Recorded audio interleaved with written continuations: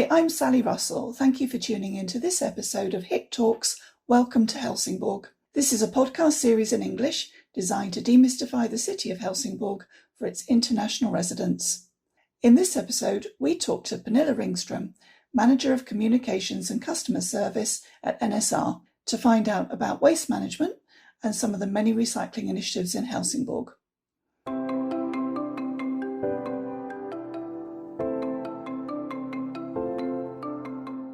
Hi Pernilla, how are you? I'm very fine, thank you. Good, thanks very much for joining us today. Well, thank you for having me.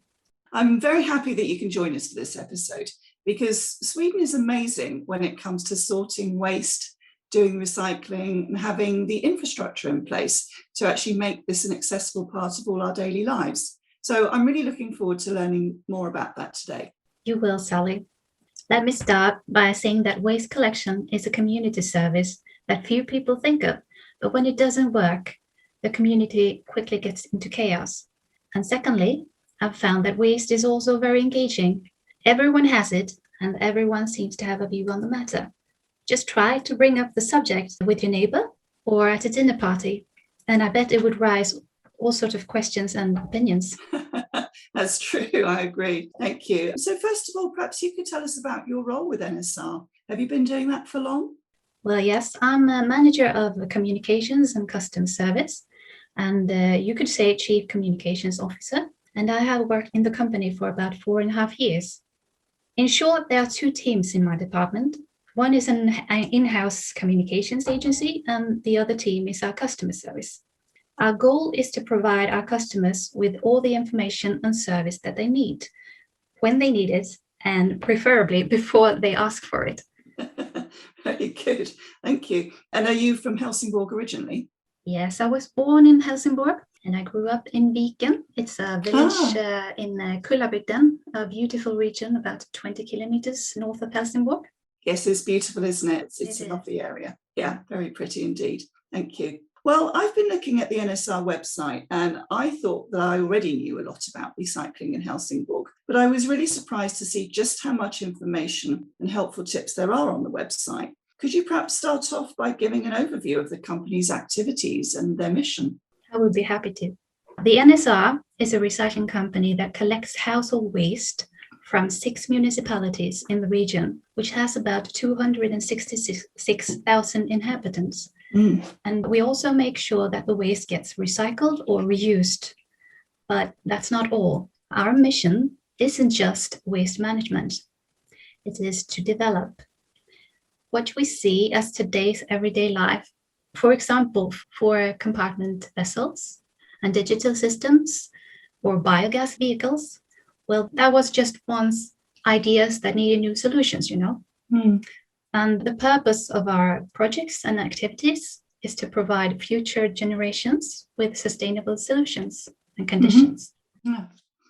Well, thank you for that. Yeah, I noticed that NSR is involved in a lot of projects. Could you let us know about a few of them? Absolutely. I will mention some projects briefly. First, NSR is involved in both the House of Resources, as one of your previous guests mentioned, and Recolab or Recovery Lab, both in the area of Ocean Harbour, Helsingborg, where a new residential area is being built. Yeah. And we also work together with restaurants in the region to save food from becoming waste. And we're proud to say that the participating restaurants have reduced their food waste by about 25%. Oh, that's impressive, isn't it? Yeah. And I think you also mentioned that you're involved in a project with green technology, is that right? That's correct. The green technology uses plants' natural ability to absorb or stabilize pollutants in soil and water. And in the project, we studied the possibility of removing nutrients from the landfill. And finally, our biochar project. Biochar can reduce carbon dioxide emissions and limit global warming. And NSR is building a facility for the production of biochar. And we will use garden waste from parks and gardens to create a local cycle. Okay, I hadn't actually heard of biochar before. So is that a type of fuel or what exactly? Biochar comes from garden waste, and it has many advantages when it comes to lower emissions. Okay, well, thank you. Good.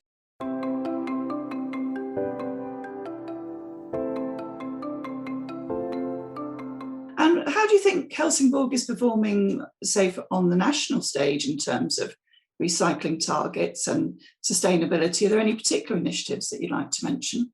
Yes, Helsingborg is doing quite well on the national stage.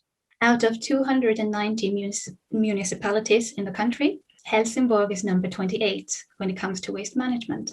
And in fact, all 6 municipalities that own NSR are doing very well. And 3 of them are on the top 10 list, according to Avfall Sverige, which is our industry organization. Okay, yeah. Oh, sounds very good. You might wonder why. You might wonder why is that. And I'll tell you, for example, we offer a curbside collection of recycling materials. Yes. And if you live in a villa, you have 2 4-compartment bins in your backyard. And if you live in an apartment building, you sort your waste into different bins in the waste room. Yeah. And another example is that our garbage trucks run on biogas from food waste. And that gives lower emissions than fossil fuels. Yeah. And we also run 5 manned recycling centers in the region, where residents can leave their sorted waste free of charge 12 times a year. Yeah. I think the centre here in Helsingborg is fantastic. I'm always so impressed every time I go there. And I think that idea of people being able to go a certain number of times a year is quite a good balance, because I suppose it stops people going too frequently and then, making unnecessary trips. So if people are thinking through when they're going and what they're taking, and I think on the website there's even a map, isn't there, which shows where all the different sections are, so you can plan how you pack your car. That's what I try and do if I'm going there. And whether it's something like hazardous waste, which I've occasionally had to take over there, or everything, isn't it, from light bulbs and batteries. I mean, those are some of the easier things that you can also find in supermarket recycling areas, aren't they? But everything right through to, as you say, garden waste, and I don't know, I think there's a bin for books as well now. There's all sorts of different things. So it's incredibly well managed, and I think it's quite easy. I mean, I think we always feel a bit nervous when we go to places like that for the first few times. Am I doing it right? Am I putting my waste in the right place? Yes. Will someone come and tell me off? But I know that they're always extremely helpful when I go there, and I sort of always perhaps look a bit confused and say, "Is this okay in this bin?" Everyone go is here? The first time. Yeah, okay, yeah. But they're very nice and very helpful. So. Yeah, you seem to be a good customer. Oh, thank you. Well, I think it's really important to sort waste properly. And I think it's a civic duty, if you like. So, I think we should try. We've all got to do our bit, haven't we, on however big or small. We can't all save the world, can we? But we can all be doing something at a very small local household level to make sure that we're doing the right thing. That's the way I look at it anyway. Did you know about another successful effort at the recycling centers? That is part where you can donate building materials that is left over when you renovate your home. Yeah. And if you need building material, you can pick some up for free. And this way we save resources together. Yeah. So last year, I'm happy to say that our customers saved over 100 tons of building materials from becoming waste. Yeah. And again, that's fantastic, isn't it? Yeah. And I love that new area as well, where you don't have to actually drive into the main recycling centre. So you don't even have to use a card or something to go into that section. You've got the bit before where you can still leave clothes and soft furnishings and furniture even, I think, and other things. So it's still a really good facility, isn't it? Yes, that's for stuff that can be reused. Yeah. Finally, another effort is that we also offer study visits for school students and for classes from the SFI, that's Swedish for immigrants. Okay. And when there's no pandemic, 4,000 students visit us every year.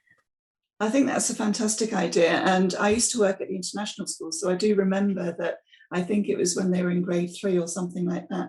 The students used to go off and spend a day there. I do think it's wonderful when you can engage the students at that kind of age because they're like little sponges then, aren't they? And all those things that they learn, not just in the classroom, but going on a field trip and coming and visiting a facility like NSR, will stay with them forever, really, won't it? And I think will help guide and instruct them in what they're doing. Yes, actually, we offer two study visits, one for 3 graders and one for grade 8.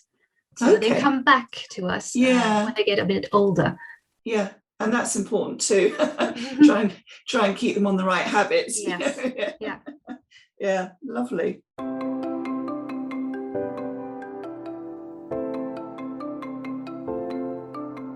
So are there any areas that you think could be improved in recycling initiatives locally?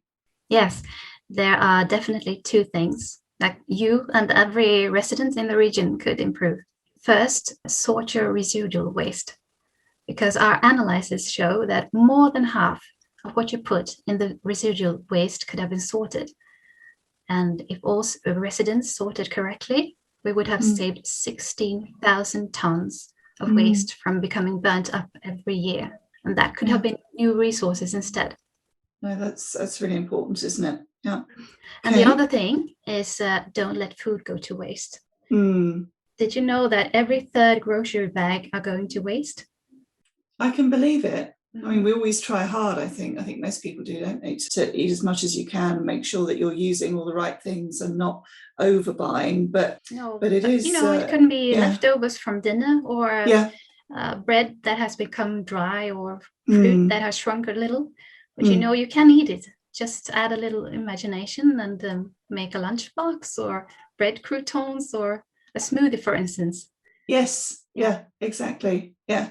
But just remember, when you sort your food waste, make sure that it's free from packaging and also that you put it in the brown paper bags with our logo.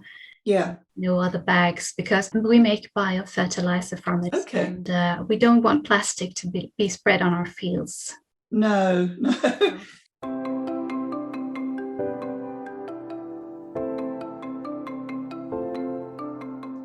When I look at what Sweden's doing and compare it to other countries, sometimes it's kind of a no-brainer, really. You think, why aren't these other countries embracing these systems and getting on with it? You think it's easy. Yeah. It's not very difficult, is it? I don't think so. No. I mean, okay, I'm fortunate enough that I have a car, so it's easy to take things back. But I suppose, even if you don't, if you're organised, you can find ways of making it work, can't you? Even if it's just a few cans at a time. Yeah. Good. Well, I love the sound of the fact that the food is both helping the rubbish trucks work and it's also making the biofertilizer as well, which actually I hadn't realised. That's good to know too. So it sounds like you're promoting zero waste. Well, yes, as a matter of fact, I do. And I'll tell you why. Because on Earth, we're consuming so much that right now we would need 1.7 globes to meet our needs. And in Sweden, that number is even higher. It's 4.2 globes, which means that we overuse the Earth's resources. Yeah. And well, there is no point that a small group of people do zero waste perfectly, because we need an effort from everyone. So I challenge our listeners today to do as many good choices as often they possibly can, under their conditions, of course. And I'll give you my top 3 tips. First, use what you have. And second, reduce single use. Yeah. And third, before buying something, ask yourself, will I use this only once? Well, then borrow it or rent it. And will I use it more often? Well, maybe I can buy secondhand or with high quality so that I can repair it if it breaks. I think those are good tips, actually. And in particular, I noticed there's a steady trend to people thinking about renting or borrowing things. And we're seeing this more and more.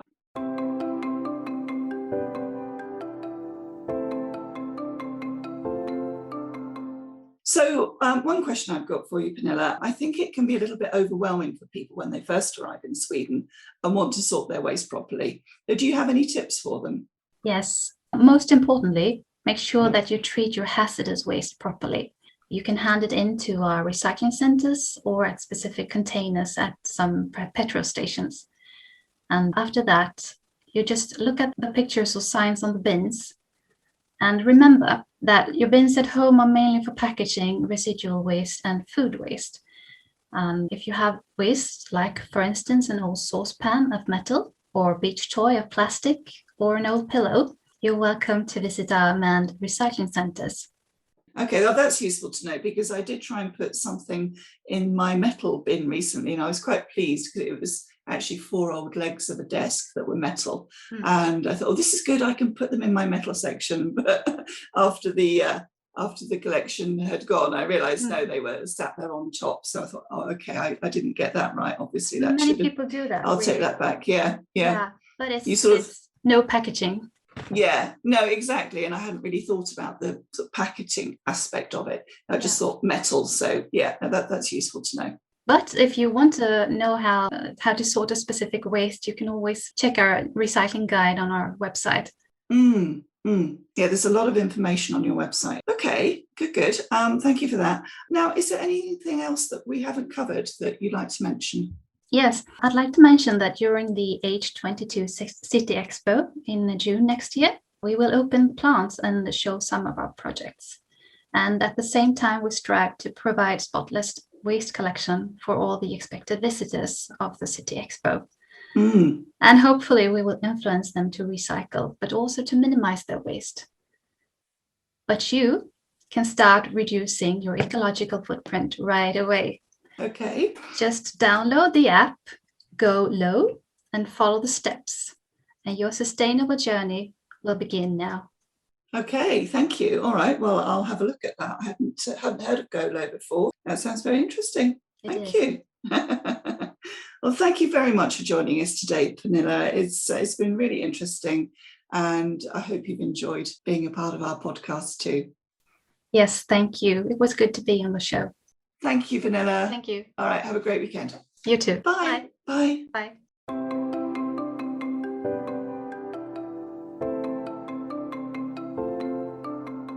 Thank you to Pernilla.